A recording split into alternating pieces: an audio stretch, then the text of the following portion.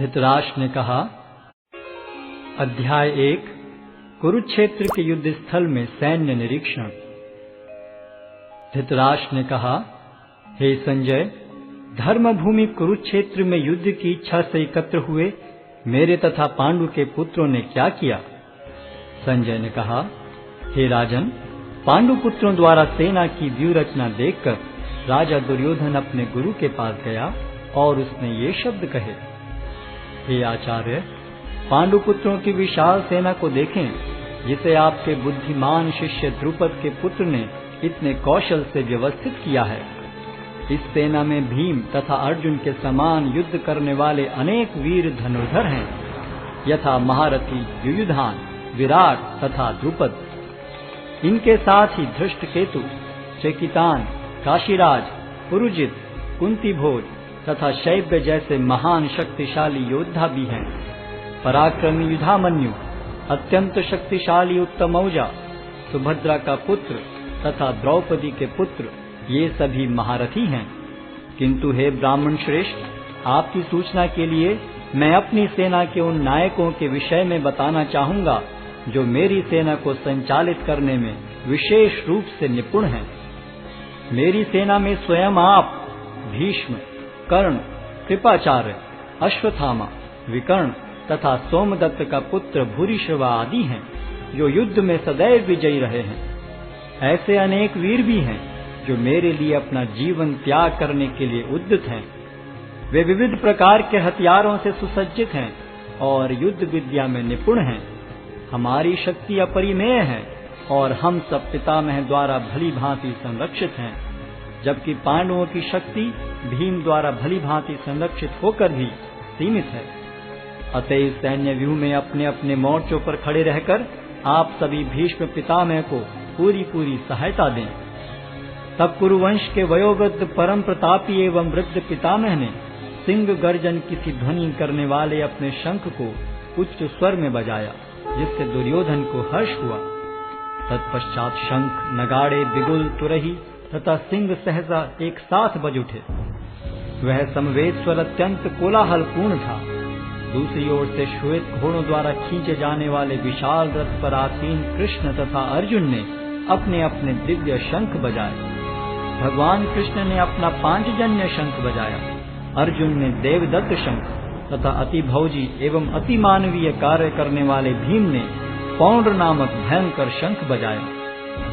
हे राजन, कुंती पुत्र राजा युधिष्ठिर ने अपना अनंत विजय नामक शंख बजाया तथा नकुल और सहदेव ने सुघोष एवं मणिपुष्पक शंख बजाए। महान धनुर्धर काशीराज, परम योद्धा शिखंडी, धृष्टद्युम्न, विराट, अजय सात्यकी, द्रुपद, द्रौपदी के पुत्र तथा सुभद्रा के महाबाहु पुत्र आदि सबों ने अपने अपने शंख बजाए। इन विभिन्न शंखों की ध्वनि कोलाहल पूर्ण बन गई, जो आकाश तथा पृथ्वी को शब्दायमान करती हुई धृतराष्ट्र के पुत्रों के हृदय को विदीर्ण करने लगी। उस समय हनुमान से अंकित ध्वजा लगे रथ पर आसीन पांडु पुत्र अर्जुन अपना धनुष उठाकर तीर चलाने के लिए उद्यत हुआ। हे राजन, धृतराष्ट्र के पुत्रों को व्यूह में खड़ा देखकर अर्जुन ने श्री कृष्ण से ये वचन कहे। अर्जुन ने कहा, हे अच्युत, कृपा करके मेरा रथ दोनों सेनाओं के बीच ले चलें, जिससे मैं यहाँ उपस्थित युद्ध की अभिलाषा रखने वालों को और शस्त्रों की इस महान परीक्षा में जिनसे मुझे संघर्ष करना है उन्हें देख सकूं। मुझे उन लोगों को देखने दीजिए जो यहाँ पर धृतराष्ट्र के दुर्बुद्धि पुत्र दुर्योधन को प्रसन्न करने की इच्छा से लड़ने के लिए आए हुए हैं। संजय ने कहा, हे भरतवंशी, अर्जुन द्वारा इस प्रकार संबोधित किए जाने पर भगवान कृष्ण ने दोनों दलों के बीच में उस उत्तम रथ को लाकर खड़ा कर दिया। भीष्म, द्रोण तथा विश्व भर के अन्य समस्त राजाओं के सामने भगवान ने कहा कि हे पार्थ, यहाँ पर एकत्र सारे कुरुओं को देखो। अर्जुन ने वहाँ पर दोनों पक्षों की सेनाओं के मध्य में अपने चाचा ताऊओं, पितामहों, गुरुओं, मामाओं, भाइयों, पुत्रों, पौत्रों, मित्रों, ससुरों और शुभ चिंतकों को भी देखा। जब कुंती पुत्र अर्जुन ने मित्रों तथा संबंधियों की इन विभिन्न श्रेणियों को देखा तो वह करुणा से अभिभूत हो गया और इस प्रकार बोला। अर्जुन ने कहा, हे कृष्ण, इस प्रकार युद्ध की इच्छा रखने वाले अपने मित्रों तथा संबंधियों को अपने समक्ष उपस्थित देखकर मेरे शरीर के अंग कांप रहे हैं और मेरा मुख सूखा जा रहा है। मेरा सारा शरीर कांप रहा है, मेरे रोंगटे खड़े हो रहे हैं, मेरा गांडीव धनुष मेरे हाथ से सरक रहा है और मेरी त्वचा जल रही है। मैं यहाँ अब और अधिक खड़ा रहने में असमर्थ हूँ। मैं अपने को भूल रहा हूँ और मेरा सिर चकरा रहा है। हे कृष्ण, मुझे तो केवल अमंगल के कारण दिख रहे हैं। हे कृष्ण, इस युद्ध में अपने ही स्वजनों का वध करने से न तो मुझे कोई अच्छाई दिखती है और न मैं उससे किसी प्रकार की विजय, राज्य या सुख की इच्छा रखता हूँ। हे गोविंद, हमें राज्य, सुख अथवा इस जीवन से क्या लाभ, क्योंकि जिन सारे लोगों के लिए हम उन्हें चाहते हैं वे ही इस युद्ध भूमि में खड़े हैं। हे मधुसूदन, जब गुरुजन, पितृगण, पुत्रगण, पितामह, मामा, ससुर, पौत्रगण, साले तथा अन्य सारे संबंधी अपना अपना धन एवं प्राण देने के लिए तत्पर हैं और मेरे समक्ष खड़े हैं, तो फिर मैं इन सब को क्यों मारना चाहूंगा, भले ही वे मुझे क्यों न मार डालें। हे जीवों के पालक, मैं इन सबों से लड़ने को तैयार नहीं, भले ही बदले में मुझे तीनों लोग क्यों न मिलते हों। इस पृथ्वी की तो बात ही छोड़ दें। भला धृतराष्ट्र के पुत्रों को मारकर हमें कौन सी प्रसन्नता मिलेगी। यदि हम ऐसे आतताइयों का वध करते हैं तो हम पर पाप चढ़ेगा। अतः यह उचित नहीं होगा कि हम धृतराष्ट्र के पुत्रों तथा उनके मित्रों का वध करें। हे लक्ष्मीपति कृष्ण, इससे हमें क्या लाभ होगा और अपने ही कुटुंबियों को मारकर हम किस प्रकार सुखी हो सकते हैं। हे जनार्दन, यद्यपि लोक से अभिभूत चित्त वाले ये लोग अपने परिवार को मारने या अपने मित्रों से द्रोह करने में कोई दोष नहीं देखते, किंतु हम लोग जो परिवार के विनष्ट करने में अपराध देख सकते हैं, ऐसे पाप कर्मों में क्यों प्रवृत्त हों। कुल का नाश होने पर सनातन कुल परंपरा नष्ट हो जाती है और इस तरह शेष कुल भी अधर्म में प्रवृत्त हो जाता है। हे कृष्ण, जब कुल में अधर्म प्रमुख हो जाता है तो कुल की स्त्रियां दूषित हो जाती हैं और स्त्रीत्व के पतन से हे वृष्णिवंशी अवांछित संतानें उत्पन्न होती हैं। अवांछित संतानों की वृद्धि से निश्चय ही परिवार के लिए तथा पारिवारिक परंपरा को विनष्ट करने वालों के लिए नारकीय जीवन उत्पन्न होता है। ऐसे पतित कुलों के पुरखे गिर जाते हैं, क्योंकि उन्हें जल तथा पिंडदान देने की क्रियाएं समाप्त हो जाती हैं। जो लोग कुल परंपरा को विनष्ट करते हैं और इस तरह अवांछित संतानों को जन्म देते हैं, उनके दुष्कर्मों से समस्त प्रकार की सामुदायिक योजनाएं तथा पारिवारिक कल्याण कार्य विनष्ट हो जाते हैं। हे प्रजापालक कृष्ण, मैंने गुरु परंपरा से सुना है कि जो लोग कुल धर्म का विनाश करते हैं वे सदैव नरक में वास करते हैं। ओहो, कितने आश्चर्य की बात है कि हम सब जघन्य पाप कर्म करने के लिए उद्यत हो रहे हैं। राज्य सुख भोगने की इच्छा से प्रेरित होकर हम अपने ही संबंधियों को मारने पर तुले हैं। यदि शस्त्रधारी धृतराष्ट्र के पुत्र मुझ निहत्थे तथा रणभूमि में प्रतिरोध न करने वाले को मारें तो यह मेरे लिए श्रेयस्कर होगा। संजय ने कहा, युद्ध भूमि में इस प्रकार कहकर अर्जुन ने अपना धनुष तथा बाण एक ओर रख दिया और शोक संतप्त चित्त से रथ के आसन पर बैठ गया।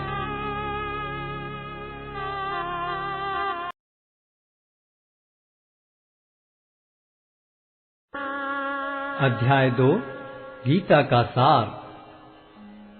संजय ने कहा, करुणा से व्याप्त शोकयुक्त अश्रुपूरित नेत्रों वाले अर्जुन को देखकर मधुसूदन कृष्ण ने ये शब्द कहे।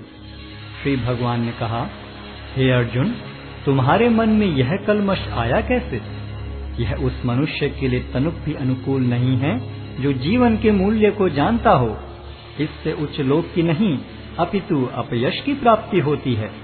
हे प्रतापुत्र, इस हीन नपुंसकता को प्राप्त मत हो, यह तुम्हें शोभा नहीं देती। हे शत्रुओं के दमन करता, हृदय की शुद्ध दुर्बलता को त्याग कर युद्ध के लिए खड़े हो। अर्जुन ने कहा, हे शत्रुहंता, हे मधुसूदन, मैं युद्ध भूमि में किस तरह भीष्म तथा द्रोण जैसे पूजनीय व्यक्तियों पर उलटकर बाण चलाऊंगा। ऐसे महापुरुषों को जो मेरे गुरु हैं, उन्हें मारकर जीने की अपेक्षा इस संसार में भीख मांगकर खाना अच्छा है। भले ही वे सांसारिक लाभ के इच्छुक हों, किंतु हैं तो गुरुजन ही। यदि उनका वध होता है तो हमारे द्वारा भोग्य प्रत्येक वस्तु उनके रक्त से सनी होगी। हम यह भी नहीं जानते कि हमारे लिए क्या श्रेष्ठ है, उनको जीतना या उनके द्वारा जीते जाना। यदि हम धृतराष्ट्र के पुत्रों का वध कर देते हैं तो हमें जीवित रहने की आवश्यकता नहीं है, फिर भी वे युद्ध भूमि में हमारे समक्ष खड़े हैं। अब मैं अपनी कृपण दुर्बलता के कारण अपना कर्तव्य भूल गया हूँ और सारा धैर्य खो चुका हूँ। ऐसी अवस्था में मैं आपसे पूछ रहा हूँ कि जो मेरे लिए श्रेयस्कर हो उससे निश्चित रूप से बताएं। अब मैं आपका शिष्य हूँ और आपका शरणागत हूँ, कृपया मुझे उपदेश दें। मुझे ऐसा कोई साधन नहीं दिखता जो मेरी इंद्रियों को सुखाने वाले इस शोक को दूर कर सके। स्वर्ग पर देवताओं के अधिपत्य की तरह इस धन धान्य संपन्न सारी पृथ्वी पर निष्कंटक राज्य प्राप्त करके भी मैं इस शोक को दूर नहीं कर सकूंगा। संजय ने कहा, इस प्रकार कहने के बाद शत्रुओं का दमन करने वाला अर्जुन कृष्ण से बोला, हे गोविंद, मैं युद्ध नहीं करूंगा, और चुप हो गया। हे भरतवंशी धृतराष्ट्र, उस समय दोनों सेनाओं के मध्य शोकमग्न अर्जुन से कृष्ण ने मानो हंसते हुए ये शब्द कहे। श्री भगवान ने कहा, तुम पांडित्यपूर्ण वचन करते हुए उनके लिए शोक कर रहे हो जो शोक करने योग्य नहीं हैं। जो विद्वान होते हैं वे न तो जीवित के लिए न ही मृत के लिए शोक करते हैं। ऐसा कभी नहीं हुआ कि मैं न रहा हूं या तुम न रहे हो, अथवा ये समस्त राजा न रहे हों, और न ऐसा है कि भविष्य में हम लोग नहीं रहेंगे। जिस प्रकार शरीरधारी आत्मा इस शरीर में बाल्यावस्था से तरुणावस्था में और फिर वृद्धावस्था में निरंतर अग्रसर होता रहता है, उसी प्रकार मृत्यु होने पर आत्मा दूसरे शरीर में चला जाता है। धीर व्यक्ति ऐसे परिवर्तन से मोह को प्राप्त नहीं होता। हे कुंती पुत्र, सुख तथा दुख का क्षणिक उदय तथा कालक्रम में उनका अंतर्धान होना सर्दी तथा गर्मी की ऋतुओं के आने जाने के समान है। हे भरतवंशी, वे इंद्रिय बोध से उत्पन्न होते हैं और मनुष्य को चाहिए कि अविचल भाव से उनको सहन करना सीखे। हे पुरुष श्रेष्ठ अर्जुन, जो पुरुष सुख तथा दुख में विचलित नहीं होता और इन दोनों में संभाव रखता है, वह निश्चित रूप से मुक्ति के योग्य है। तत्वदर्शियों ने यह निष्कर्ष निकाला है कि असत का तो कोई चिरस्थायित्व नहीं है, किंतु सत्य अपरिवर्तनीय रहता है। उन्होंने इन दोनों की प्रकृति के अध्ययन द्वारा यह निष्कर्ष निकाला है। जो सारे शरीर में व्याप्त है उसे ही तुम अविनाशी समझो। उस अव्यय आत्मा को नष्ट करने में कोई भी समर्थ नहीं है। अविनाशी, अप्रमेय तथा शाश्वत जीव के भौतिक शरीर का अंत अवश्यम भावी है। अतः हे भरतवंशी, युद्ध करो। जो इस जीवात्मा को मारने वाला समझता है तथा जो इसे मरा हुआ समझता है, वे दोनों ही अज्ञानी हैं, क्योंकि आत्मा न तो मरता है और न मारा जाता है। आत्मा के लिए किसी भी काल में न तो जन्म है न मृत्यु। वह न तो कभी जन्मा है, न जन्म लेता है और न जन्म लेगा। वह अजन्मा, नित्य, शाश्वत तथा पुरातन है। शरीर के मारे जाने पर वह मारा नहीं जाता। हे पार्थ, जो व्यक्ति यह जानता है कि आत्मा अविनाशी, अजन्मा, शाश्वत तथा अव्यय है, वह भला किसी को कैसे मार सकता है या मरवा सकता है। जिस प्रकार मनुष्य पुराने वस्त्रों का त्याग कर नए वस्त्र धारण करता है, उसी प्रकार आत्मा पुराने तथा व्यर्थ के शरीरों को त्याग कर नवीन भौतिक शरीर धारण करता है। यह आत्मा न तो कभी किसी शस्त्र द्वारा खंड खंड किया जा सकता है, न अग्नि द्वारा जलाया जा सकता है न जल द्वारा भिगोया या वायु द्वारा सुखाया जा सकता है। यह आत्मा अखंडित तथा अघुलनशील है। इसे न तो जलाया जा सकता है, न ही सुखाया जा सकता है। यह शाश्वत, सर्वव्यापी, अविकारी, स्थिर तथा सदैव एक सा रहने वाला है। यह आत्मा अव्यक्त, अकल्पनीय तथा अपरिवर्तनीय कहा जाता है। यह जानकर तुम्हें शरीर के लिए शोक नहीं करना चाहिए। किंतु यदि तुम यह सोचते हो कि आत्मा अथवा जीवन का लक्षण सदा जन्म लेता है तथा सदा मरता है, तो भी हे महाबाहु, तुम्हारे शोक करने का कोई कारण नहीं है। जिसने जन्म लिया है उसकी मृत्यु निश्चित है और मृत्यु के पश्चात पुनर्जन्म भी निश्चित है। अतः अपने अपरिहार्य कर्तव्य पालन में तुम्हें शोक नहीं करना चाहिए। सारे जीव प्रारंभ में अव्यक्त रहते हैं, मध्य अवस्था में व्यक्त होते हैं और विनष्ट होने पर पुनः अव्यक्त हो जाते हैं। अतः शोक करने की क्या आवश्यकता है? कोई आत्मा को आश्चर्य से देखता है, कोई इसे आश्चर्य की तरह बताता है तथा कोई इसे आश्चर्य की तरह सुनता है, किंतु कोई कोई इसके विषय में सुनकर भी कुछ नहीं समझ पाते। हे भरतवंशी, शरीर में रहने वाले का कभी भी वध नहीं किया जा सकता। अतः तुम्हें किसी भी जीव के लिए शोक करने की आवश्यकता नहीं है।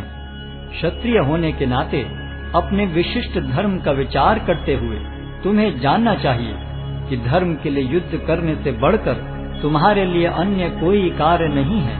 अतः तुम्हें संकोच करने की कोई आवश्यकता नहीं है।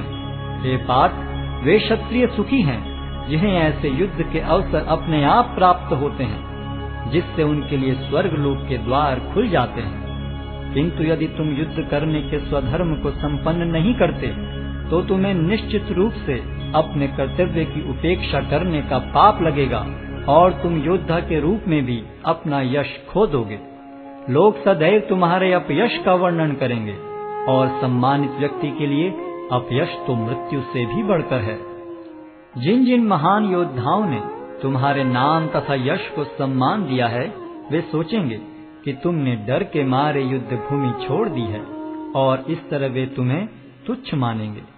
तुम्हारे शत्रु अनेक प्रकार के कटु शब्दों से तुम्हारा वर्णन करेंगे और तुम्हारी सामर्थ्य का उपहास करेंगे। तुम्हारे लिए इससे दुखदाई और क्या हो सकता है?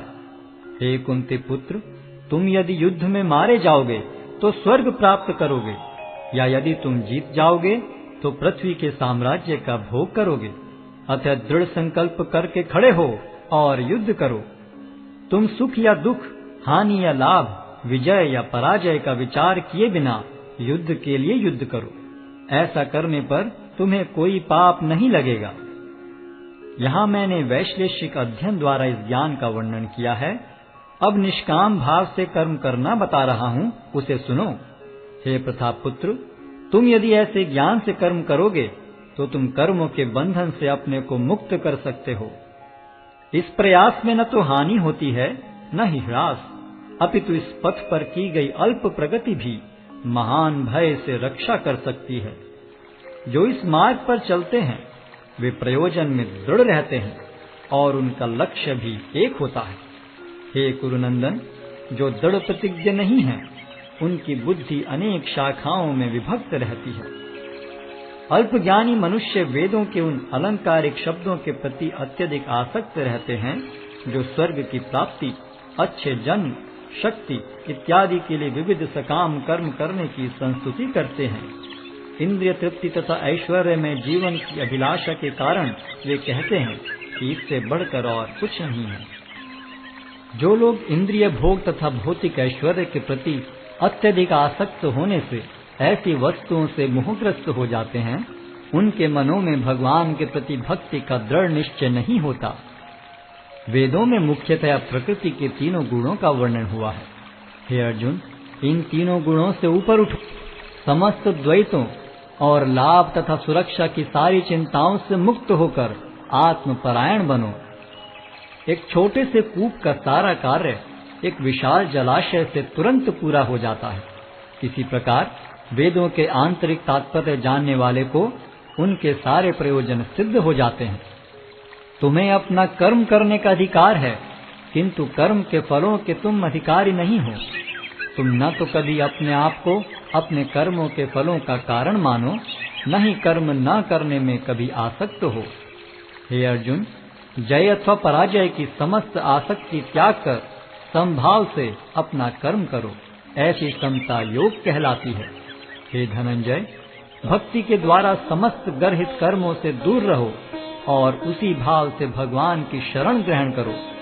जो व्यक्ति अपने सकाम कर्म फलों को भोगना चाहते हैं वे कृपण हैं। भक्ति में संलग्न मनुष्य इस जीवन में ही अच्छे तथा बुरे कार्यों से अपने को मुक्त कर लेता है। अतः योग के लिए प्रयत्न करो, क्योंकि सारा कार्य कौशल यही है। इस तरह भगवत भक्ति में लगे रहकर बड़े बड़े ऋषि, मुनि अथवा भक्तगण अपने आप को इस भौतिक संसार में कर्म के फलों से मुक्त कर लेते हैं। इस प्रकार वे जन्म मृत्यु के चक्र से छूट जाते हैं और भगवान के पास जाकर उस अवस्था को प्राप्त करते हैं जो समस्त दुखों से परे है। जब तुम्हारी बुद्धि मोह रूपी सघन वन को पार कर जाएगी तो तुम सुने हुए तथा सुनने योग्य सब के प्रति अन्य मनस्क हो जाओगे। जब तुम्हारा मन वेदों की अलंकारमयी भाषा से विचलित न हो और वह आत्म साक्षात्कार की समाधि में स्थिर हो जाए, तब तुम्हें दिव्य चेतना प्राप्त हो जाएगी। अर्जुन ने कहा, हे कृष्ण, अध्यात्म में लीन चेतना वाले व्यक्ति के क्या लक्षण हैं? वह कैसे बोलता है तथा उसकी भाषा क्या है? वह किस तरह बैठता और चलता है? श्री भगवान ने कहा, हे पार्थ, जब मनुष्य मनोधर्म से उत्पन्न होने वाली इंद्रिय तृप्ति की समस्त कामनाओं का परित्याग कर देता है और जब इस तरह से विशुद्ध हुआ उसका मन आत्मा में संतोष प्राप्त करता है, तो वह विशुद्ध दिव्य चेतना को प्राप्त स्थित प्रज्ञ कहा जाता है। जो त्रय तापों के होने पर भी मन में विचलित नहीं होता अथवा सुख में प्रसन्न नहीं होता और जो आसक्ति, भय तथा क्रोध से मुक्त है। हे पार्थ, जब मनुष्य मनोधर्म से उत्पन्न होने वाली इंद्रिय तृप्ति की समस्त कामनाओं का परित्याग कर देता है और जब इस तरह से विशुद्ध हुआ उसका मन आत्मा में संतोष प्राप्त करता है, तो वह विशुद्ध दिव्य चेतना को प्राप्त स्थित प्रज्ञ कहा जाता है। जो त्रय तापों के होने पर भी मन में विचलित नहीं होता अथवा सुख में प्रसन्न नहीं होता और जो आसक्ति, भय तथा क्रोध से मुक्त है, वह स्थिर मन वाला मुनि कहलाता है। इस भौतिक जगत में जो व्यक्ति न तो शुभ की प्राप्ति से हर्षित होता है और न अशुभ के प्राप्त होने पर उससे घृणा करता है, वह पूर्ण ज्ञान में स्थिर होता है। जिस प्रकार कछुआ अपने अंगों को संकुचित करके खोल के भीतर कर लेता है, उसी तरह जो मनुष्य अपनी इंद्रियों को इंद्रिय विषयों से खींच लेता है, वह पूर्ण चेतना में दृढ़ता पूर्वक स्थिर होता है। देहधारी जीव इंद्रिय भोग से भले ही निवृत्त हो जाए, पर उसमें इंद्रिय भोगों की इच्छा बनी रहती है। लेकिन उत्तम रस के अनुभव होने से ऐसे कार्यों को बंद करने पर वह भक्ति में स्थिर हो जाता है। हे अर्जुन, इंद्रियां इतनी प्रबल तथा वेगवान हैं कि वे उस विवेकी पुरुष के मन को भी बलपूर्वक हर लेती हैं जो उन्हें वश में करने का प्रयत्न करता है। जो इंद्रियों को पूर्णतया वश में रखते हुए इंद्रिय संयम करता है और अपनी चेतना को मुझ में स्थिर कर देता है, वह मनुष्य स्थिर बुद्धि कहलाता है। इंद्रिय विषयों का चिंतन करते हुए मनुष्य की उनमें आसक्ति उत्पन्न हो जाती है और ऐसी आसक्ति से काम उत्पन्न होता है और फिर काम से क्रोध प्रकट होता है। क्रोध से पूर्ण मोह उत्पन्न होता है और मोह से स्मरण शक्ति का विभ्रम हो जाता है। जब स्मरण शक्ति भ्रमित हो जाती है तो बुद्धि नष्ट हो जाती है और बुद्धि नष्ट होने पर मनुष्य भवकूप में पुनः गिर जाता है। किंतु समस्त राग तथा द्वेष से मुक्त एवं अपनी इंद्रियों को संयम द्वारा वश में करने में समर्थ व्यक्ति भगवान की पूर्ण कृपा प्राप्त कर सकता है। इस प्रकार से कृष्ण भावनामृत में तुष्ट व्यक्ति के लिए संसार के तीनों ताप नष्ट हो जाते हैं और ऐसी तुष्ट चेतना होने पर उसकी बुद्धि शीघ्र ही स्थिर हो जाती है। जो कृष्ण भावनामृत में परमेश्वर से संबंधित नहीं है, उनकी न तो बुद्धि दिव्य होती है और न ही मन स्थिर होता है। जिसके बिना शांति की कोई संभावना नहीं है, शांति के बिना सुख हो भी कैसे सकता है। जिस प्रकार पानी में तैरती नाव को प्रचंड वायु दूर बहा ले जाती है, उसी प्रकार विचरणशील इंद्रियों में से कोई एक जिस पर मन निरंतर लगा रहता है, मनुष्य की बुद्धि को हर लेती है। अतः हे महाबाहु, जिस पुरुष की इंद्रियां अपने अपने विषयों से सब प्रकार से विरत होकर उसके वश में हैं, उसी की बुद्धि निस्संदेह स्थिर है। जो सब जीवों के लिए रात्रि है, वह आत्म संयमी के जागने का समय है, और जो समस्त जीवों के जागने का समय है, वह आत्म निरीक्षक मुनि के लिए रात्रि है। जो पुरुष समुद्र में निरंतर प्रवेश करती रहने वाली नदियों के समान इच्छाओं के निरंतर प्रवाह से विचलित नहीं होता और जो सदैव स्थिर रहता है, वही शांति प्राप्त कर सकता है, वह नहीं जो ऐसी इच्छाओं को तुष्ट करने की चेष्टा करता हो। जिस व्यक्ति ने इंद्रिय तृप्ति की समस्त इच्छाओं का परित्याग कर दिया है, जो इच्छाओं से रहित रहता है और जिसने सारी ममता त्याग दी है तथा अहंकार से रहित है, वही वास्तविक शांति को प्राप्त कर सकता है। यह आध्यात्मिक तथा ईश्वरीय जीवन का पथ है, जिसे प्राप्त करके मनुष्य मोहित नहीं होता। यदि कोई जीवन के अंतिम समय में भी इस तरह स्थित हो, तो वह भगवत धाम में प्रवेश कर सकता है।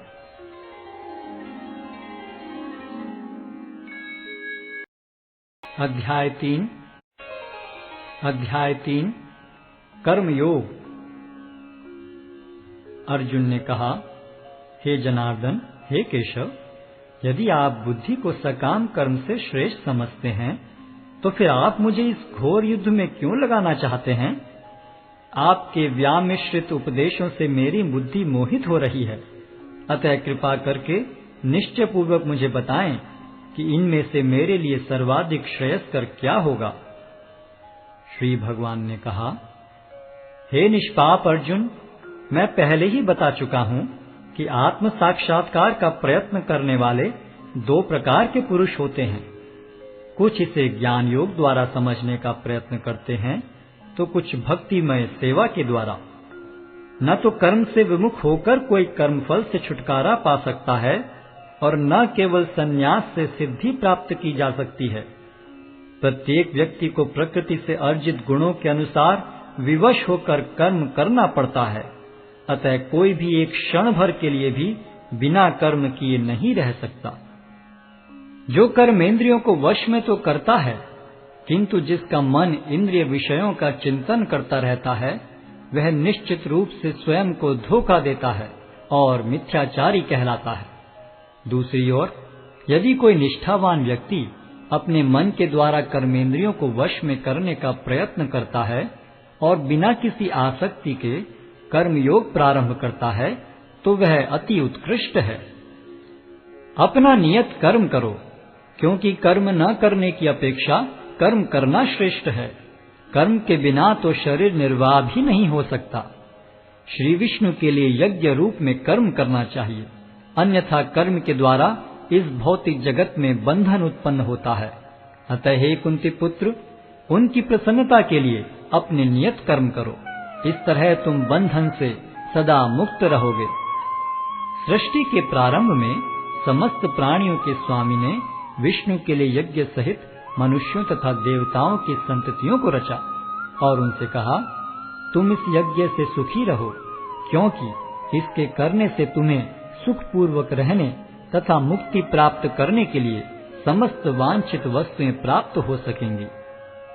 यज्ञों के द्वारा प्रसन्न होकर देवता तुम्हें भी प्रसन्न करेंगे और इस तरह मनुष्यों तथा देवताओं के मध्य सहयोग से सबों को संपन्नता प्राप्त होगी।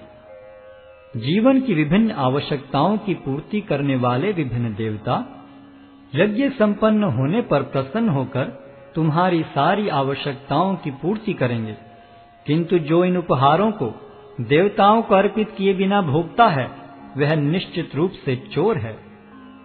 भगवान के भक्त सभी प्रकार के पापों से मुक्त हो जाते हैं, क्योंकि वे यज्ञ में अर्पित किए भोजन प्रसाद को ही खाते हैं। अन्य लोग जो अपने इंद्रिय सुख के लिए भोजन बनाते हैं, वे निश्चित रूप से पाप खाते हैं। सारे प्राणी अन्न पर आश्रित हैं, जो वर्षा से उत्पन्न होता है। वर्षा यज्ञ संपन्न करने से होती है और यज्ञ नियत कर्मों से उत्पन्न होता है। वेदों में नियमित कर्मों का विधान है और ये वेद साक्षात श्री भगवान से प्रकट हुए हैं। फलतः सर्वव्यापी ब्रह्म यज्ञ कर्मों में सदा स्थित रहता है। हे प्रिय अर्जुन, जो मानव जीवन में इस प्रकार वेदों द्वारा स्थापित यज्ञ चक्र का पालन नहीं करता, वह निश्चय ही पाप में जीवन व्यतीत करता है। ऐसा व्यक्ति केवल इंद्रियों की तुष्टि के लिए व्यर्थ ही जीवित रहता है। किंतु जो व्यक्ति आत्मा में ही आनंद लेता है तथा जिसका जीवन आत्म साक्षात्कार युक्त है और जो अपने में ही पूर्णतया संतुष्ट रहता है, उसके लिए कुछ कारणीय कर्तव्य नहीं होता। स्वरूप सिद्ध व्यक्ति के लिए न तो अपने नियत कर्मों को करने की आवश्यकता रह जाती है, न ऐसा कर्म न करने का कोई कारण ही रह जाता है।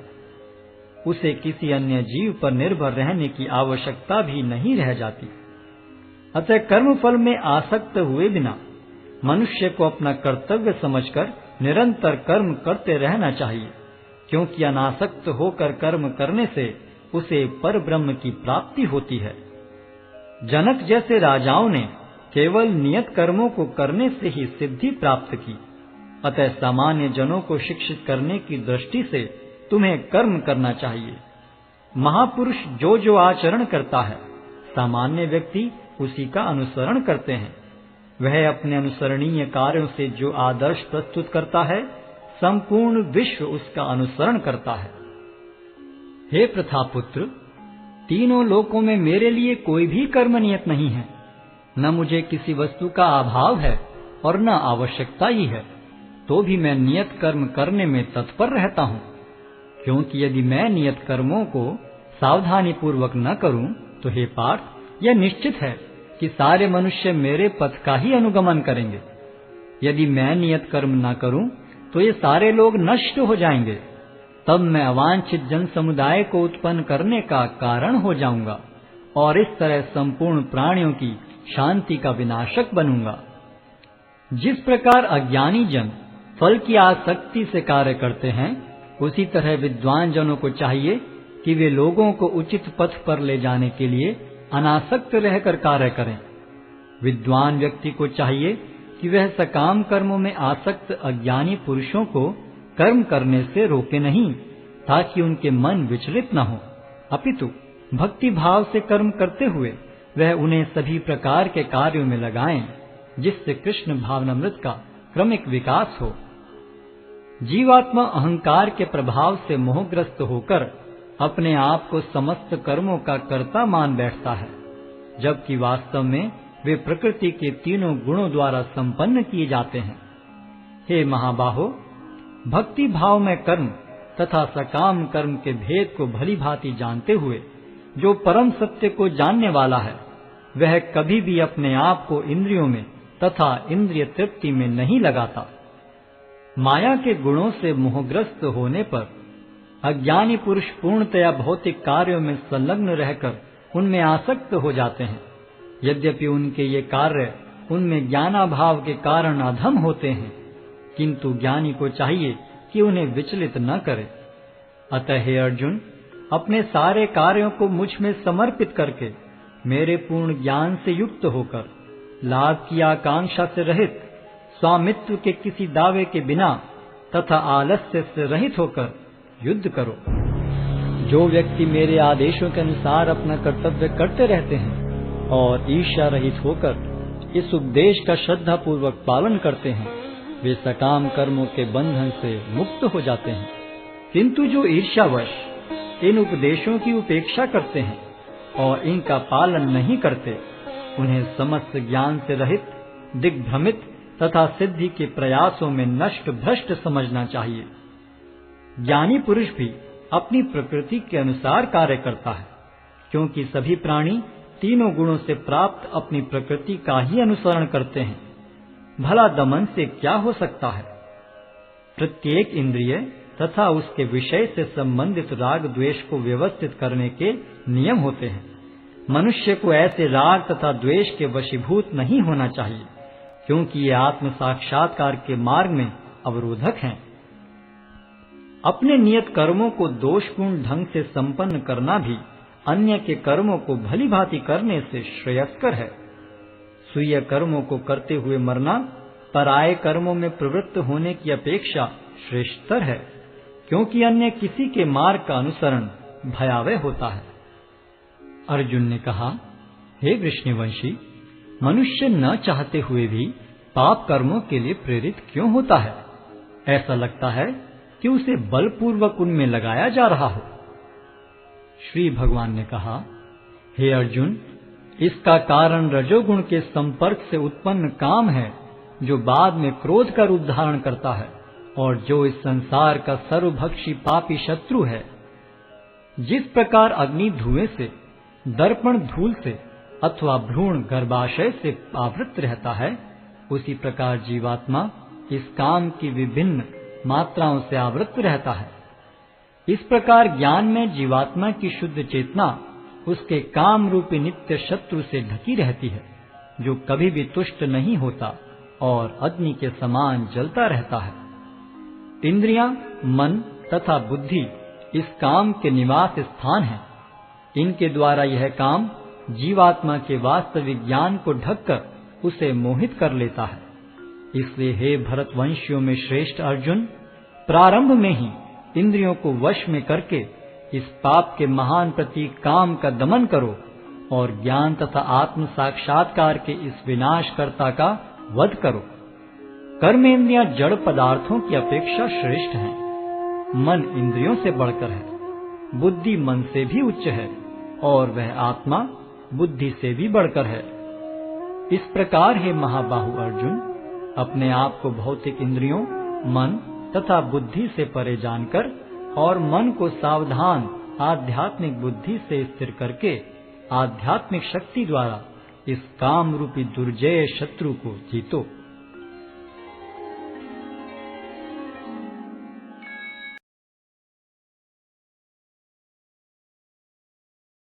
अध्याय 4 दिव्य ज्ञान। भगवान श्री कृष्ण ने कहा, मैंने इस अमर योग विद्या का उपदेश सूर्यदेव विवस्वान को दिया और विवस्वान ने मनुष्यों के पिता मनु को उपदेश दिया और मनु ने इसका उपदेश इक्ष्वाकु को दिया। आज मेरे द्वारा वही यह प्राचीन योग यानी परमेश्वर के साथ अपने संबंध का विज्ञान तुमसे कहा जा रहा है, क्योंकि तुम मेरे भक्त तथा मित्र हो। अतः तुम इस विज्ञान के दिव्य रहस्य को समझ सकते हो। इस प्रकार यह परम विज्ञान गुरु परंपरा द्वारा प्राप्त किया गया और राज ऋषियों ने इसी विधि से इसे समझा, किंतु कालक्रम में यह परंपरा छिन्न हो गई। अतः यह विज्ञान यथारूप में लुप्त हो गया लगता है। अर्जुन ने कहा, सूर्यदेव विवस्वान आपसे पहले हो चुके हैं, तो फिर मैं कैसे समझूं कि प्रारंभ में भी आपने उन्हें इस विद्या का उपदेश दिया था? श्री भगवान ने कहा, तुम्हारे तथा मेरे अनेकानेक जन्म हो चुके हैं। मुझे तो उन सब का स्मरण है, किंतु हे परम तप, तुम्हें उनका स्मरण नहीं रह सकता है। यद्यपि मैं अजन्मा तथा अविनाशी हूँ और यद्यपि मैं समस्त जीवों का स्वामी हूँ, तो भी प्रत्येक युग में मैं अपने आदि दिव्य रूप में प्रकट होता हूँ। हे भरतवंशी, जब भी और जहाँ भी धर्म का पतन होता है और अधर्म की प्रधानता होने लगती है, तब तब मैं अवतार लेता हूँ। भक्तों का उद्धार करने, दुष्टों का विनाश करने तथा धर्म की फिर से स्थापना करने के लिए मैं हर युग में प्रकट होता हूँ। हे अर्जुन, जो मेरे आविर्भाव तथा कर्मों की दिव्य प्रकृति को जानता है, वह इस शरीर को छोड़ने पर इस भौतिक संसार में पुनः जन्म नहीं लेता, अपितु मेरे सनातन धाम को प्राप्त होता है। आसक्ति, भय तथा क्रोध से मुक्त होकर मुझ में पूर्णतया तन्मय होकर और मेरी शरण में आकर बहुत से व्यक्ति भूतकाल में मेरे ज्ञान से पवित्र हो चुके हैं। इस प्रकार से उन सबों ने मेरे प्रति दिव्य प्रेम को प्राप्त किया है। जिस भाव से सारे लोग मेरी शरण ग्रहण करते हैं, उसी के अनुरूप मैं उन्हें फल देता हूँ। हे पार्थ, प्रत्येक व्यक्ति सभी प्रकार से मेरे पथ का अनुगमन करता है। इस संसार में मनुष्य सकाम कर्मों में सिद्धि चाहते हैं, फलस्वरूप वे देवताओं की पूजा करते हैं। निस्संदेह संसार में मनुष्य को सकाम कर्म का फल शीघ्र प्राप्त होता है। प्रकृति के तीनों गुणों और उनसे संबद्ध कर्म के अनुसार मेरे द्वारा मानव समाज के 4 विभाग रचे गए। यद्यपि मैं इस व्यवस्था का सृष्टा हूँ, किंतु तुम यह जान लो कि मैं इतने पर भी अव्यय अकर्ता हूँ। मुझ पर किसी कर्म का प्रभाव नहीं पड़ता, न ही मैं कर्म फल की कामना करता हूँ। जो मेरे संबंध में इस सत्य को जानता है, वह भी कर्मों के फल के पाश में नहीं बंधता। प्राचीन काल में समस्त मुक्त आत्माओं ने मेरी दिव्य प्रकृति को जान करके ही कर्म किया। अतः तुम्हें चाहिए कि उनके पद चिन्हों का अनुसरण करते हुए अपने कर्तव्य का पालन करो।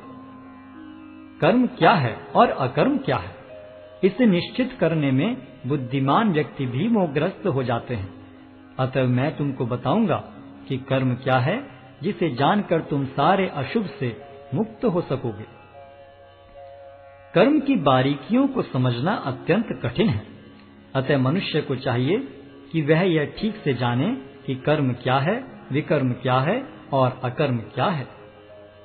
जो मनुष्य कर्म में अकर्म और अकर्म में कर्म देखता है, वह सभी मनुष्यों में बुद्धिमान है और सब प्रकार के कर्मों में प्रवृत्त रहकर भी दिव्य स्थिति में रहता है। जिस व्यक्ति का प्रत्येक प्रयास इंद्रिय तृप्ति की कामना से रहित होता है, उसे पूर्ण ज्ञानी समझा जाता है। उसे ही साधु पुरुष ऐसा करता कहते हैं, जिसने पूर्ण ज्ञान की अग्नि से कर्म फलों को भस्मसात कर दिया है। अपने कर्म फलों की सारी आसक्ति को त्याग कर सदैव संतुष्ट तथा स्वतंत्र रहकर वह सभी प्रकार के कार्यों में व्यस्त रहकर भी कोई सकाम कर्म नहीं करता। ऐसा ज्ञानी पुरुष पूर्ण रूप से संयमित मन तथा बुद्धि से कार्य करता है, अपनी संपत्ति के सारे स्वामित्व को त्याग देता है और केवल शरीर निर्वाह के लिए कर्म करता है। इस तरह कार्य करता हुआ वह पाप रूपी फलों से प्रभावित नहीं होता है। जो स्वतः होने वाले लाभ से संतुष्ट रहता है, जो द्वंद्व से मुक्त है और ईर्ष्या नहीं करता, जो सफलता तथा असफलता दोनों में स्थिर रहता है, वह कर्म करता हुआ भी कभी बंधता नहीं। जो पुरुष प्रकृति के गुणों के प्रति अनासक्त है और जो दिव्य ज्ञान में पूर्णतया स्थित है, उसके सारे कर्म ब्रह्म में लीन हो जाते हैं। जो व्यक्ति कृष्ण भावनामृत में पूर्णतया लीन रहता है, उसे अपने आध्यात्मिक कर्मों के योगदान के कारण अवश्य ही भगवत धाम की प्राप्ति होती है, क्योंकि उसमें हवन आध्यात्मिक होता है और हवि भी आध्यात्मिक होती है। कुछ योगी विभिन्न प्रकार के यज्ञों द्वारा देवताओं की भली भांति पूजा करते हैं और कुछ परब्रह्म रूपी अग्नि में आहुति डालते हैं। इनमें से कुछ विशुद्ध ब्रह्मचारी श्रवण आदि क्रियाओं तथा इंद्रियों को मन के नियंत्रण रूपी अग्नि में स्वाहा कर देते हैं, तो दूसरे लोग इंद्रिय विषयों को इंद्रियों की अग्नि में स्वाहा कर देते हैं।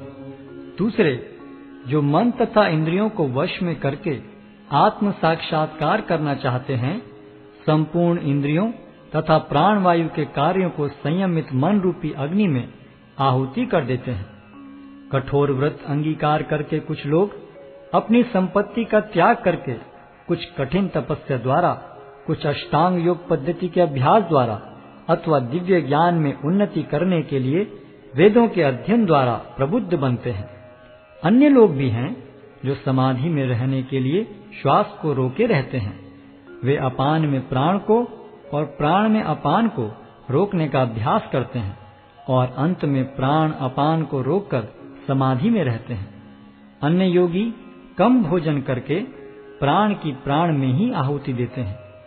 ये सभी यज्ञ करने वाले यज्ञों का अर्थ जानने के कारण पाप कर्मों से मुक्त हो जाते हैं और यज्ञों के फल रूपी अमृत को चखकर परम दिव्य आकाश की ओर बढ़ते जाते हैं। हे कुरुश्रेष्ठ, जब यज्ञ के बिना मनुष्य इस लोक में या तो इस जीवन में ही सुखपूर्वक नहीं रह सकता, तो फिर अगले जन्म में कैसे रह सकेगा? ये विभिन्न प्रकार के यज्ञ वेद सम्मत हैं और ये सभी विभिन्न प्रकार के कर्मों से उत्पन्न हैं। इन्हें इस रूप में जानने पर तुम मुक्त हो जाओगे। हे परंतप, द्रव्य यज्ञ से ज्ञान यज्ञ श्रेष्ठ है। हे पार्थ, अंततो गत्वा सारे कर्म यज्ञों का अवसान दिव्य ज्ञान में होता है। तुम गुरु के पास जाकर सत्य को जानने का प्रयास करो, उनसे विनीत होकर जिज्ञासा करो और उनकी सेवा करो। स्वरूप सिद्ध व्यक्ति तुम्हें ज्ञान प्रदान कर सकते हैं, क्योंकि उन्होंने सत्य का दर्शन किया है। स्वरूप सिद्ध व्यक्ति से वास्तविक ज्ञान प्राप्त कर चुकने पर तुम पुनः कभी ऐसे मोह को प्राप्त नहीं होगे, क्योंकि इस ज्ञान के द्वारा तुम देख सकोगे कि सभी जीव परमात्मा के अंश स्वरूप हैं, अर्थात वे सब मेरे हैं। यदि तुम्हें समस्त पापियों में भी सर्वाधिक पापी समझा जाए, तो भी तुम दिव्य ज्ञान रूपी नाव में स्थित होकर दुख सागर को पार करने में समर्थ होगे। जैसे प्रज्वलित अग्नि ईंधन को भस्म कर देती है, उसी तरह हे अर्जुन, ज्ञान रूपी अग्नि भौतिक कर्मों के समस्त फलों को जला डालती है। इस संसार में दिव्य ज्ञान के समान कुछ भी उदात्त तथा शुद्ध नहीं है। ऐसा ज्ञान समस्त योग का परिपक्व फल है। जो व्यक्ति भक्ति में सिद्ध हो जाता है, वह यथा समय अपने अंतर में इस ज्ञान का आस्वादन करता है। जो श्रद्धालु दिव्य ज्ञान में समर्पित हैं और जिसने इंद्रियों को वश में कर लिया है, वह इस ज्ञान को प्राप्त करने का अधिकारी है और इसे प्राप्त करते ही वह तुरंत आध्यात्मिक शांति को प्राप्त होता है। किंतु जो अज्ञानी तथा श्रद्धा विहीन व्यक्ति शास्त्रों में संदेह करते हैं, वे भगवत भावनामृत नहीं प्राप्त करते, अपितु नीचे गिर जाते हैं। संशयात्मा के लिए न तो इस लोक में न ही परलोक में कोई सुख है। जो व्यक्ति अपने कर्म फलों का परित्याग करते हुए भक्ति करता है और जिसके संशय दिव्य ज्ञान द्वारा विनष्ट हो चुके हैं, वही वास्तव में आत्मपरायण है। हे धनंजय, वह कर्मों के बंधन से नहीं बंधता। अतएव तुम्हारे हृदय में अज्ञान के कारण जो संशय उठे हैं, उन्हें ज्ञान रूपी शस्त्र से काट डालो। हे भारत, तुम योग से समन्वित होकर खड़े हो और युद्ध करो।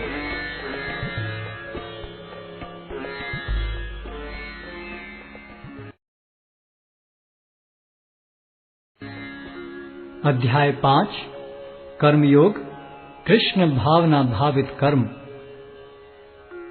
अर्जुन ने कहा, हे कृष्ण, पहले आप मुझसे कर्म त्यागने के लिए कहते हैं और फिर भक्ति पूर्वक कर्म करने का आदेश देते हैं। क्या आप अब कृपा करके निश्चित रूप से मुझे बताएंगे कि इन दोनों में से कौन अधिक लाभप्रद है? श्री भगवान ने उत्तर दिया, मुक्ति के लिए तो कर्म का परित्याग तथा भक्ति में कर्म दोनों ही उत्तम हैं, किंतु इन दोनों में से कर्म के परित्याग से भक्ति युक्त कर्म श्रेष्ठ है। जो पुरुष न तो कर्म फलों से घृणा करता है और न कर्म फल की इच्छा करता है, वह नित्य सन्यासी जाना जाता है। हे महाबाहु अर्जुन, ऐसा मनुष्य समस्त द्वंद्वों से रहित होकर भवबंधन को पार कर पूर्णतया मुक्त हो जाता है। अज्ञानी ही भक्ति को भौतिक जगत के विश्लेषणात्मक अध्ययन से भिन्न कहते हैं। जो वस्तुतः ज्ञानी हैं, वे कहते हैं कि जो इनमें से किसी एक मार्ग का भली भांति अनुसरण करता है, वह दोनों के फल प्राप्त कर लेता है। जो यह जानता है कि विश्लेषणात्मक अध्ययन द्वारा प्राप्त स्थान भक्ति द्वारा भी प्राप्त किया जा सकता है, और इस तरह जो सांख्य योग तथा भक्ति योग को एक समान देखता है, वही वस्तुओं को यथारूप में देखता है। भक्ति में लगे बिना केवल समस्त कर्मों का परित्याग करने से कोई सुखी नहीं बन सकता, परंतु भक्ति में लगा हुआ विचारवान व्यक्ति शीघ्र ही परमेश्वर को प्राप्त कर लेता है। जो भक्ति भाव से कर्म करता है, जो विशुद्ध आत्मा है और अपने मन तथा इंद्रियों को वश में रखता है, वह सबों को प्रिय होता है और सभी लोग उसे प्रिय होते हैं। ऐसा व्यक्ति कर्म करता हुआ भी कभी नहीं बंधता। दिव्य भावनामृत युक्त पुरुष देखते, सुनते, स्पर्श करते, सूंघते, खाते, चलते फिरते, सोते तथा श्वास लेते हुए भी अपने अंतर में सदैव यही जानता रहता है कि वास्तव में वह कुछ भी नहीं करता। बोलते, त्यागते, ग्रहण करते या आंखें खोलते बंद करते हुए भी वह यह जानता रहता है कि भौतिक इंद्रियां अपने अपने विषयों में प्रवृत्त हैं और वह इन सब से पृथक है। जो व्यक्ति कर्म फलों को परमेश्वर को समर्पित करके आसक्ति रहित होकर अपना कर्म करता है, वह पाप कर्मों से उसी प्रकार अप्रभावित रहता है जिस प्रकार कमल पत्र जल से अस्पृश रहता है। योगी जन आसक्ति रहित होकर शरीर, मन, बुद्धि तथा इंद्रियों के द्वारा भी केवल शुद्धि के लिए कर्म करते हैं। निश्चल भक्त शुद्ध शांति प्राप्त करता है, क्योंकि वह समस्त कर्मफल मुझे अर्पित कर देता है। किंतु जो व्यक्ति भगवान से युक्त नहीं है और जो अपने श्रम का फल कामी है, वह बंध जाता है। जब देहधारी जीवात्मा अपनी प्रकृति को वश में कर लेता है और मन से समस्त कर्मों का परित्याग कर देता है, तब वह 9 द्वारों वाले नगर में बिना कुछ किए कराए सुखपूर्वक रहता है।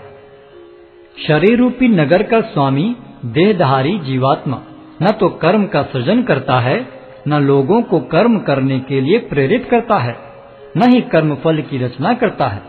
यह सब तो प्रकृति के गुणों द्वारा ही किया जाता है। परमेश्वर न तो किसी के पापों को ग्रहण करता है, न पुण्यों को, किंतु सारे देहधारी जीव उस अज्ञान के कारण मोहग्रस्त रहते हैं जो उनके वास्तविक ज्ञान को आच्छादित किए रहता है। किंतु जब कोई उस ज्ञान से प्रबुद्ध होता है जिससे अविद्या का विनाश होता है, तो उसके ज्ञान से सब कुछ उसी तरह प्रकट हो जाता है जैसे दिन में सूर्य से सारी वस्तुएं प्रकाशित हो जाती हैं। जब मनुष्य की बुद्धि, मन, श्रद्धा तथा शरण सब कुछ भगवान में स्थिर हो जाते हैं, तभी वह पूर्ण ज्ञान द्वारा समस्त कलमश से शुद्ध होता है और मुक्ति के पथ पर अग्रसर होता है। विनम्र साधु पुरुष अपने वास्तविक ज्ञान के कारण एक विद्वान तथा विनीत ब्राह्मण, गाय, हाथी, कुत्ता तथा चांडाल को समान दृष्टि से देखते हैं। जिनके मन एकत्व तथा समता में स्थिर हैं, उन्होंने जन्म तथा मृत्यु के बंधनों को पहले ही जीत लिया है। वे ब्रह्म के समान निर्दोष हैं और सदा ब्रह्म में ही स्थित रहते हैं। जो न तो प्रिय वस्तु को पाकर हर्षित होता है और न अप्रिय को पाकर विचलित होता है, जो स्थिर बुद्धि है, जो मोह रहित है और भगवद विद्या को जानने वाला है, वह पहले से ही ब्रह्म में स्थित रहता है। ऐसा मुक्त पुरुष भौतिक इंद्रिय सुख की ओर आकृष्ट नहीं होता, अपितु सदैव समाधि में रहकर अपने अंतर में आनंद का अनुभव करता है। इस प्रकार स्वरूप सिद्ध व्यक्ति पर ब्रह्म में एकाग्र चित्त होने के कारण असीम सुख भोगता है। बुद्धिमान मनुष्य दुख के कारणों में भाग नहीं लेता, जो कि भौतिक इंद्रियों के संसर्ग से उत्पन्न होते हैं। हे कुंती पुत्र, ऐसे भोगों का आदि तथा अंत होता है, अतः चतुर व्यक्ति उनमें आनंद नहीं लेता। यदि इस शरीर को त्यागने के पूर्व कोई मनुष्य इंद्रियों के वेगों को सहन करने तथा इच्छा एवं क्रोध के वेग को रोकने में समर्थ होता है, तो वह इस संसार में सुखी रह सकता है। जो अंतःकरण में सुख का अनुभव करता है, जो कर्मठ है और अंतःकरण में ही रमण करता है तथा जिसका लक्ष्य अंतर्मुखी होता है, वह सचमुच पूर्ण योगी है। वह पर ब्रह्म में मुक्ति पाता है और अंततोगत्वा ब्रह्म को प्राप्त होता है। जो लोग संशय से उत्पन्न होने वाले द्वैत से परे हैं, जिनके मन आत्म साक्षात्कार में रत हैं, जो समस्त जीवों के कल्याण कार्य करने में सदैव व्यस्त रहते हैं और जो समस्त पापों से रहित हैं, वे ब्रह्म निर्वाण को प्राप्त होते हैं। जो क्रोध तथा समस्त भौतिक इच्छाओं से रहित हैं, जो स्वरूप सिद्ध आत्म संयमी हैं और संसिद्धि के लिए निरंतर प्रयास करते हैं, उनकी मुक्ति निकट भविष्य में सुनिश्चित है।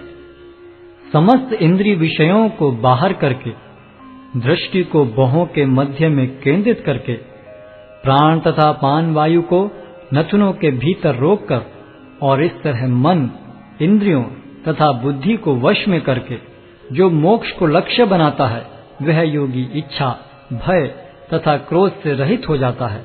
जो निरंतर इस अवस्था में रहता है, वह अवश्य ही मुक्त है। मुझे समस्त यज्ञों तथा तपस्याओं का परम भोक्ता, समस्त लोकों तथा देवताओं का परमेश्वर एवं समस्त जीवों का उपकारी एवं हितैषी जानकर मेरे भावनामृत से पूर्ण पुरुष भौतिक दुखों से शांति लाभ करता है।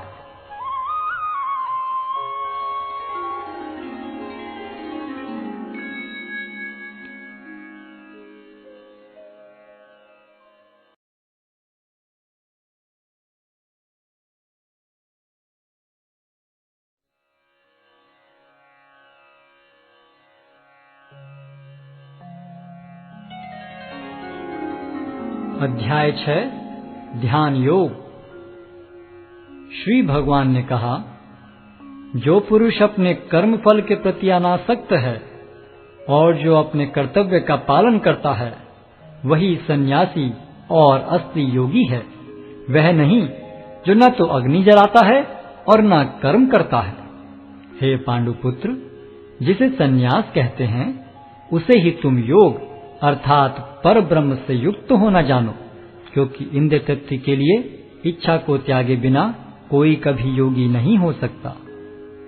अष्टांग योग के नवसाधक के लिए कर्म साधन कहलाता है और योग सिद्ध पुरुष के लिए समस्त भौतिक कार्यकलापों का परित्याग ही साधन कहा जाता है।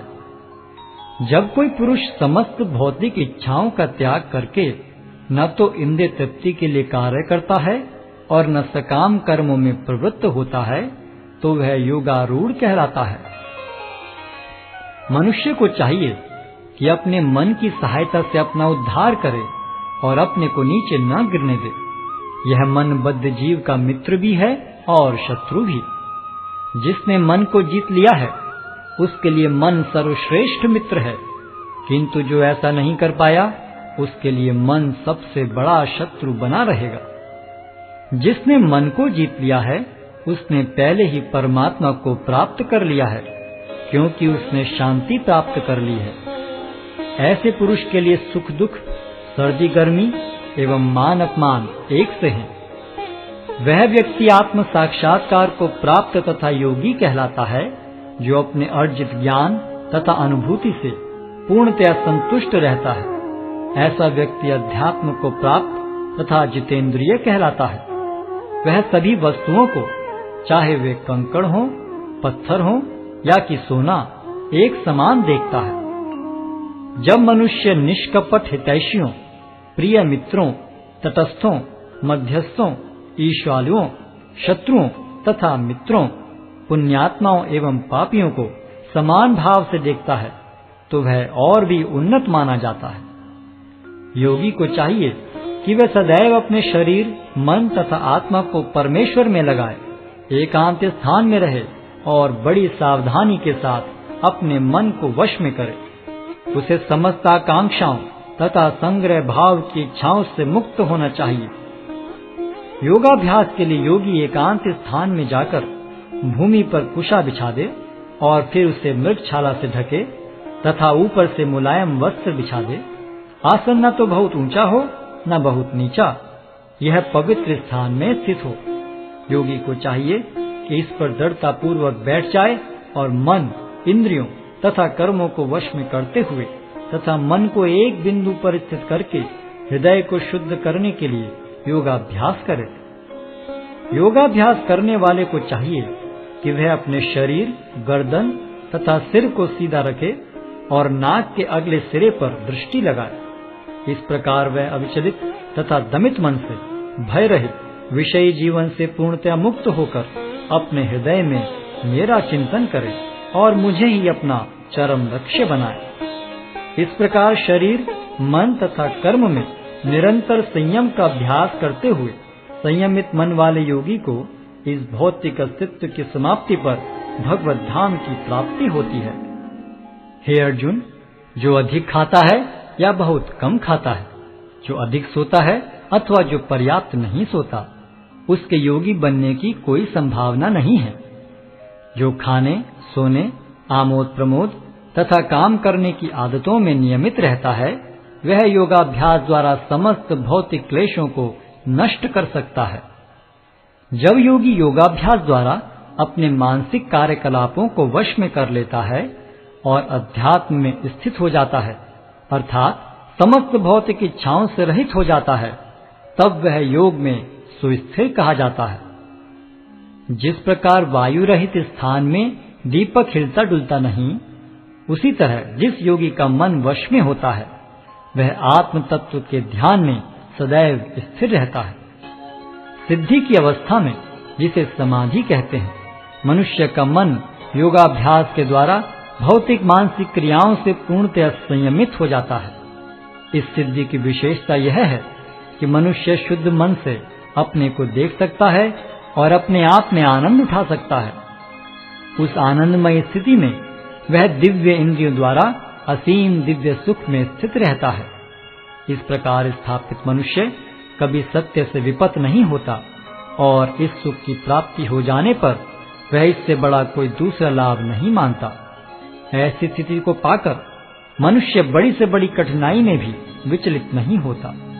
यह निस्संदेह भौतिक संसर्ग से उत्पन्न होने वाले समस्त दुखों से वास्तविक मुक्ति है। मनुष्य को चाहिए कि संकल्प तथा श्रद्धा के साथ योगाभ्यास में लगे और पथ से विचलित न हो। उसे चाहिए कि मनोधर्म से उत्पन्न समस्त इच्छाओं को निरपवाद रूप से त्याग दे और इस प्रकार मन के द्वारा सभी ओर से इंद्रियों को वश में करे। धीरे धीरे क्रमशः पूर्ण विश्वास पूर्वक बुद्धि के द्वारा समाधि में स्थित होना चाहिए और इस प्रकार मन को आत्मा में ही स्थित करना चाहिए और अन्य कुछ भी नहीं सोचना चाहिए। मन अपनी चंचलता तथा अस्थिरता के कारण जहाँ कहीं भी विचरण करता हो, मनुष्य को चाहिए कि उसे वहां से खींचे और अपने वश में लाए।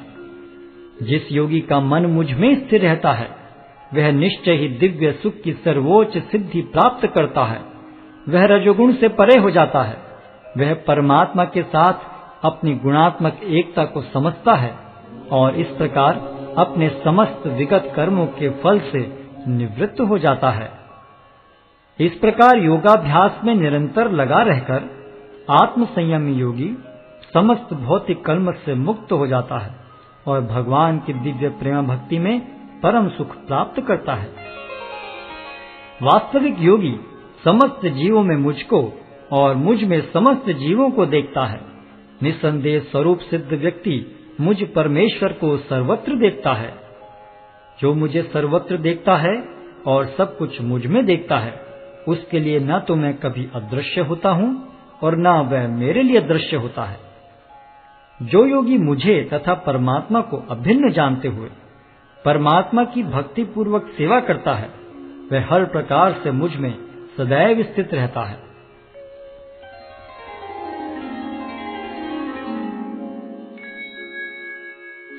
हे अर्जुन, वह पूर्ण योगी है जो अपनी तुलना से समस्त प्राणियों की उनके सुखों तथा दुखों में वास्तविक समानता का दर्शन करता है।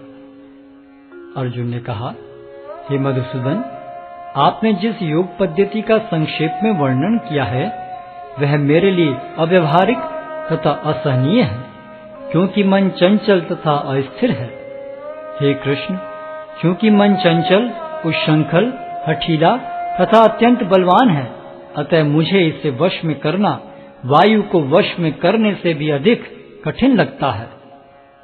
भगवान श्री कृष्ण ने कहा, हे महाबाहु कुंती पुत्र, निस्संदेह चंचल मन को वश में करना अत्यंत कठिन है, किंतु उपयुक्त अभ्यास द्वारा तथा विरक्ति द्वारा ऐसा संभव है।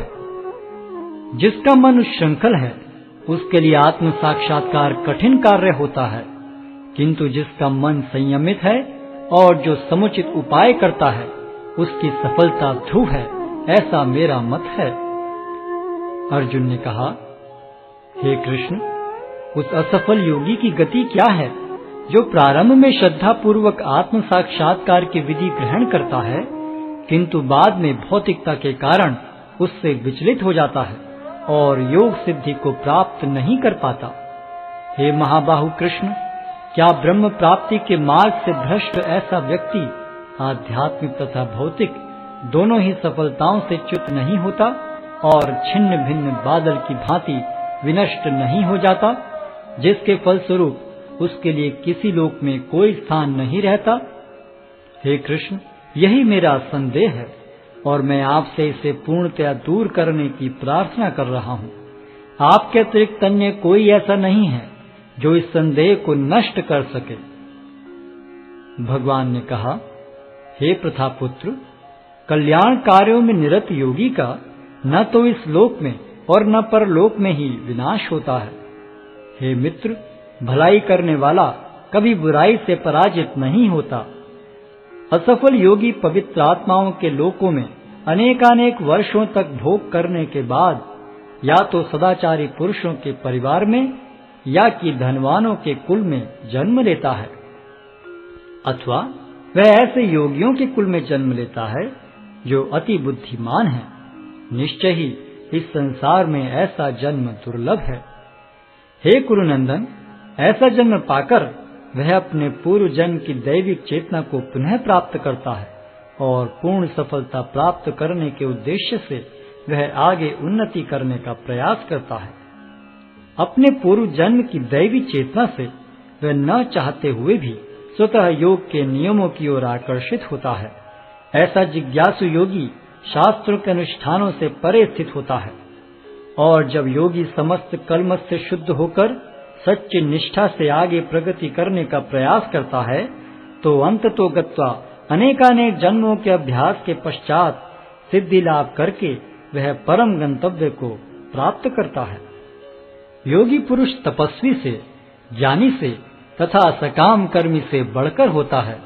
अतः हे अर्जुन, तुम सभी प्रकार से योगी बनो और समस्त योगियों में से जो योगी अत्यंत श्रद्धा पूर्वक मेरे परायण हैं, अपने अंतःकरण में मेरे विषय में सोचता है और मेरी दिव्य प्रेम भक्ति करता है, वह योग में मुझसे परम अंतरंग रूप से युक्त रहता है और सबों में सर्वोच्च है। यही मेरा मत है।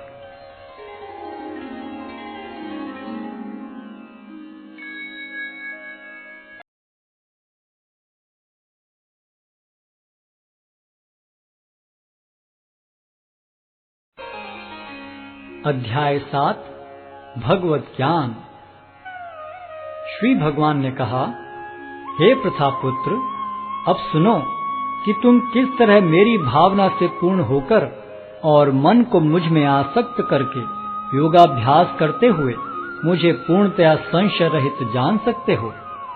अब मैं तुमसे पूर्ण रूप से व्यवहारिक तथा दिव्य ज्ञान कहूँगा। इसे जान लेने पर तुम्हें जानने के लिए और कुछ विशेष नहीं रहेगा।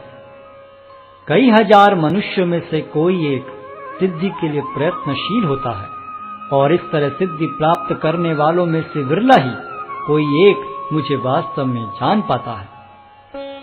पृथ्वी, जल, अग्नि, वायु, आकाश, मन, बुद्धि तथा अहंकार, ये 8 प्रकार से विभक्त मेरी अपरा प्रकृतियां हैं। हे महाबाहु अर्जुन, इनके अतिरिक्त मेरी एक अन्य पराशक्ति है जो उन जीवों से युक्त है जो इस भौतिक अपरा प्रकृति के साधनों का विदोहन कर रहे हैं। सारे प्राणियों का उद्गम इन दोनों शक्तियों में है। इस जगत में जो कुछ भी भौतिक तथा आध्यात्मिक है, उसकी उत्पत्ति तथा प्रलय मुझे ही जानो। हे धनंजय, मुझसे श्रेष्ठ कोई सत्य नहीं है। जिस प्रकार मोती धागे में गुथे रहते हैं, उसी प्रकार सब कुछ मुझ पर ही आश्रित है। हे कुंती पुत्र, मैं जल का स्वाद हूँ, सूर्य तथा चंद्रमा का प्रकाश हूँ, वैदिक मंत्रों में ओंकार हूँ, आकाश में ध्वनि हूँ तथा मनुष्य में सामर्थ्य हूँ। मैं पृथ्वी की आद्य सुगंध, और अग्नि की ऊष्मा हूँ। मैं समस्त जीवों का जीवन तथा तपस्वियों का तप हूँ। हे प्रथापुत्र, यह जान लो कि मैं ही समस्त जीवों का आदि बीज हूँ। बुद्धिमानों की बुद्धि तथा समस्त तेजस्वी पुरुषों का तेज हूँ। मैं बलवानों का कामनाओं तथा इच्छाओं से रहित बल हूँ। हे भरत श्रेष्ठ अर्जुन, मैं वह काम हूँ जो धर्म के विरुद्ध नहीं है। तुम जान लो कि मेरी शक्ति द्वारा सारे गुण प्रकट होते हैं, चाहे वे सतोगुण हो, रजोगुण हो या तमोगुण हो। एक प्रकार से मैं सब कुछ हूँ, किंतु हूँ स्वतंत्र। मैं प्रकृति के गुणों के अधीन नहीं हूँ, अपितु वे मेरे अधीन हैं। 3 गुणों सतो, रजो तथा तमो के द्वारा मोहग्रस्त ये सारा संसार मुझ गुणातीत तथा अविनाशी को नहीं जानता। प्रकृति के 3 गुण वाली इस मेरी दैवी शक्ति को पार कर पाना कठिन है, किंतु जो मेरे शरणागत हो जाते हैं वे सरलता से इसे पार कर जाते हैं।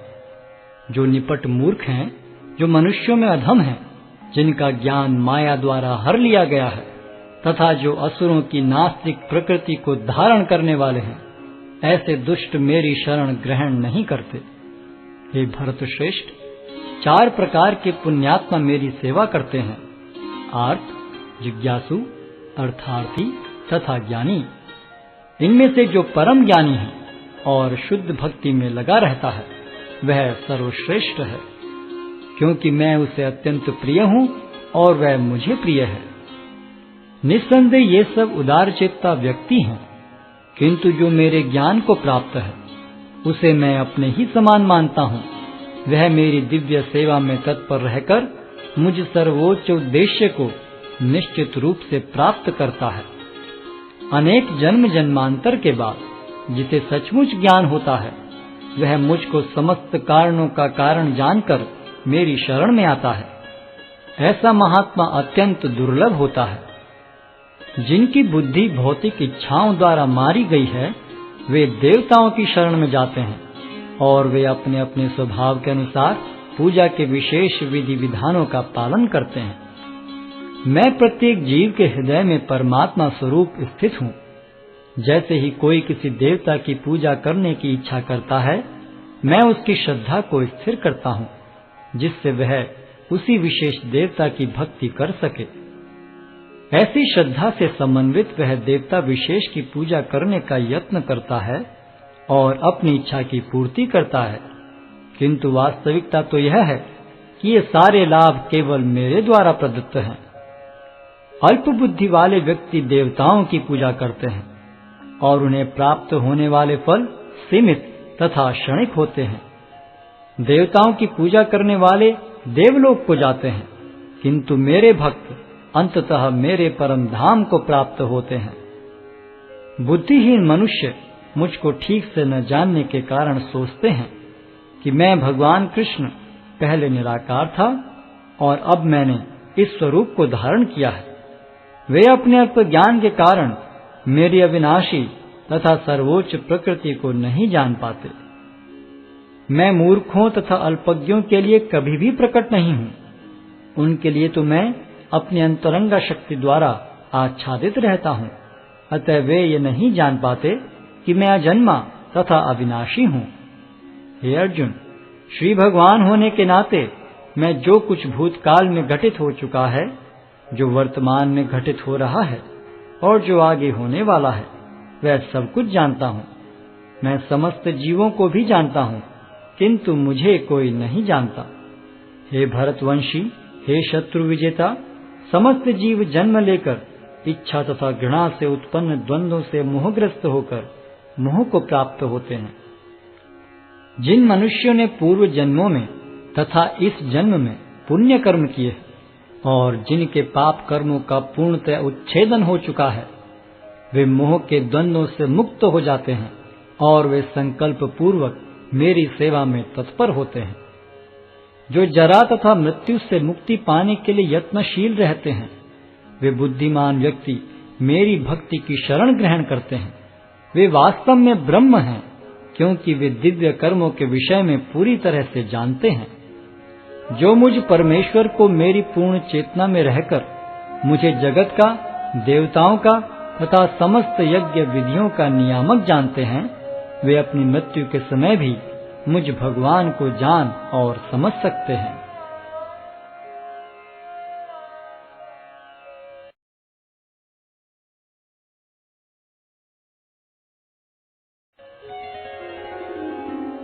अध्याय 8 भगवत प्राप्ति। अर्जुन ने कहा, हे भगवान, हे पुरुषोत्तम, ब्रह्म क्या है, आत्मा क्या है, सकाम कर्म क्या है, यह भौतिक जगत क्या है तथा देवता क्या है? कृपा करके यह सब मुझे बताइए। हे मधुसूदन, यज्ञ का स्वामी कौन है और वह शरीर में कैसे रहता है, और मृत्यु के समय भक्ति में लगे रहने वाले आपको कैसे जान पाते हैं?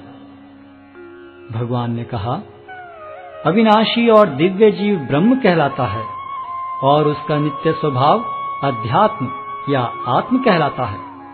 जीवों के भौतिक शरीर से संबंधित गतिविधि कर्म या सकाम कर्म कहलाती है।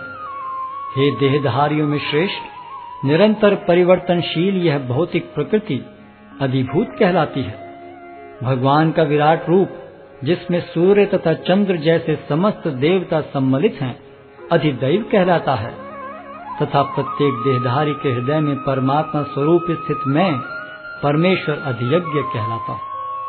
और जीवन के अंत में जो केवल मेरा स्मरण करते हुए शरीर का त्याग करता है, वह तुरंत मेरे स्वभाव को प्राप्त करता है, इसमें रंच मात्र भी संदेह नहीं है। हे कुंती पुत्र, शरीर त्यागते समय मनुष्य जिस जिस भाव का स्मरण करता है, वह उस भाव को निश्चित रूप से प्राप्त होता है। अतएव हे अर्जुन, तुम्हें सदैव कृष्ण रूप में मेरा चिंतन करना चाहिए और साथ ही युद्ध करने के कर्तव्य को भी पूरा करना चाहिए। अपने कर्मों को मुझे समर्पित करके तथा अपने मन एवं बुद्धि को मुझ में स्थिर करके तुम निश्चित रूप से मुझे प्राप्त कर सकोगे। हे पार्थ, जो व्यक्ति मेरा स्मरण करने में अपना मन निरंतर लगाए रखकर अविचलित भाव से भगवान के रूप में मेरा ध्यान करता है, वह मुझको अवश्य ही प्राप्त होता है। मनुष्य को चाहिए कि परम पुरुष का ध्यान सर्वज्ञ, पुरातन, नियंता, लघुतम से भी लघुतर, प्रत्येक का पालन करता, समस्त भौतिक बुद्धि से परे, अचिंत्य तथा नित्य पुरुष के रूप में करे। वे सूर्य की भांति तेजवान हैं और इस भौतिक प्रकृति से परे दिव्य रूप हैं। मृत्यु के समय जो व्यक्ति अपने प्राण को भौहों के मध्य स्थिर कर लेता है और योग शक्ति के द्वारा अविचलित मन से पूर्ण भक्ति के साथ परमेश्वर के स्मरण में अपने को लगाता है, वह निश्चित रूप से भगवान को प्राप्त होता है। जो वेदों के ज्ञाता हैं, जो ओंकार का उच्चारण करते हैं और जो संन्यास आश्रम के बड़े बड़े मुनि हैं, वे ब्रह्म में प्रवेश करते हैं। ऐसे सिद्धि की इच्छा करने वाले ब्रह्मचर्य व्रत का अभ्यास करते हैं। अब मैं तुम्हें वह विधि बताऊंगा जिससे कोई भी व्यक्ति मुक्ति लाभ कर सकता है। इस योगाभ्यास में स्थित होकर तथा अक्षरों के परम संयोग यानी ओंकार का उच्चारण करते हुए यदि कोई भगवान का चिंतन करता है और अपने शरीर का त्याग करता है, तो वह निश्चित रूप से आध्यात्मिक लोकों को जाता है। हे अर्जुन, जो अनन्य भाव से निरंतर मेरा स्मरण करता है, उसके लिए मैं सुलभ हूँ, क्योंकि वह मेरी भक्ति में प्रवृत्त रहता है। मुझे प्राप्त करके महापुरुष जो भक्ति योगी हैं, कभी भी दुखों से पूर्ण इस अनित्य जगत में नहीं लौटते, क्योंकि उन्हें परम सिद्धि प्राप्त हो चुकी होती है। इस जगत में सर्वोच्च लोक से लेकर निम्नतर सारे लोक दुखों के घर हैं, जहाँ जन्म तथा मरण का चक्कर लगा रहता है। किंतु हे कुंती पुत्र, जो मेरे धाम को प्राप्त कर लेता है, वह फिर कभी जन्म नहीं लेता। मानवीय गणना के अनुसार 1000 युग मिलकर ब्रह्मा का एक दिन बनता है और इतनी ही बड़ी ब्रह्मा की रात्रि भी होती है। ब्रह्मा के दिन के शुभारंभ में सारे जीव अव्यक्त अवस्था से व्यक्त होते हैं और फिर जब रात्रि आती है तो वे पुनः अव्यक्त में विलीन हो जाते हैं। जब जब ब्रह्मा का दिन आता है तो सारे जीव प्रकट होते हैं और ब्रह्मा की रात्रि होते ही असहायवत विलीन हो जाते हैं। इसके अतिरिक्त एक अन्य अव्यक्त प्रकृति है जो शाश्वत है और इस व्यक्त तथा अव्यक्त पदार्थ से परे है। यह परा और कभी नाश न होने वाली है। जब इस संसार का सब कुछ लय हो जाता है तब भी उसका नाश नहीं होता, जिसे वेदांती अप्रकट तथा अविनाशी बताते हैं, जो परम गंतव्य है, जिसे प्राप्त कर लेने पर कोई वापस नहीं आता, वही मेरा परम धाम है। भगवान जो सबसे महान है, अनन्य भक्ति द्वारा ही प्राप्त किए जा सकते हैं। यद्यपि वे अपने धाम में विराजमान रहते हैं तो भी वे सर्वव्यापी हैं और उनमें सब कुछ स्थित है। हे भरत श्रेष्ठ, अब मैं तुम्हें उन विभिन्न कालों को बताऊंगा जिनमें इस संसार से प्रयाण करने के बाद योगी पुनः आता है अथवा नहीं आता।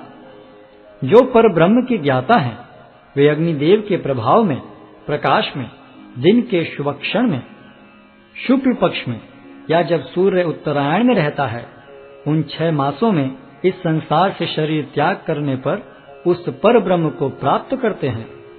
जो योगी धुएं, रात्रि, कृष्ण पक्ष में या सूर्य के दक्षिणायन रहने के 6 महीनों में दिवंगत होता है, वह चंद्रलोक को जाता है, किंतु वहां से पुनः चला आता है। वैदिक मतानुसार इस संसार से प्रयाण करने के 2 मार्ग हैं, एक प्रकाश का तथा दूसरा अंधकार का। जब मनुष्य प्रकाश के मार्ग से जाता है तो वह वापस नहीं आता, किंतु अंधकार के मार्ग से जाने वाला पुनः लौट कर आता है। हे अर्जुन, यद्यपि भक्तगण इन दोनों मार्गों को जानते हैं, किंतु वे मोहग्रस्त नहीं होते, अतः तुम भक्ति में सदैव स्थिर रहो। जो व्यक्ति भक्ति मार्ग स्वीकार करता है, वह वेदाध्ययन, तपस्या, दान, दार्शनिक तथा सकाम कर्म करने से प्राप्त होने वाले फलों से वंचित नहीं होता। वह मात्र भक्ति संपन्न करके इन समस्त फलों की प्राप्ति करता है और अंत में परम नित्य धाम को प्राप्त होता है।